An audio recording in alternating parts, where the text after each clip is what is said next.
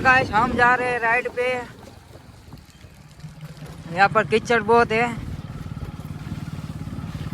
अभी हम गिर ना जाए गाइस।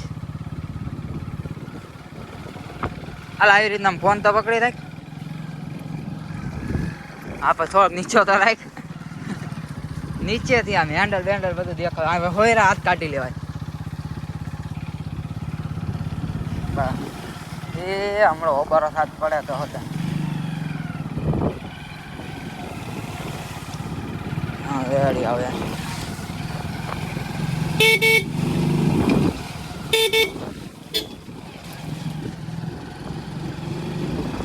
और बहुत ही बढ़िया व्यू आ रहा है गाइस,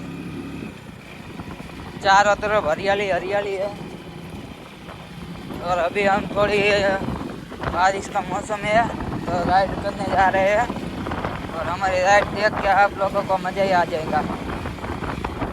तो हमारे आईडी ब्लॉग पे लाइक सब्सक्राइब करके जाना है।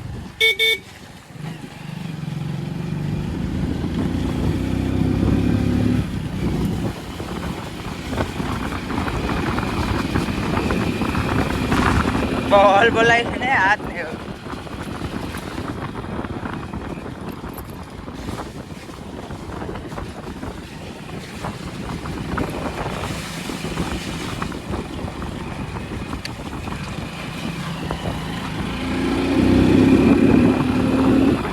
તારે બંધ કરવાનો, કર નાખ બીજો કટકો પછી।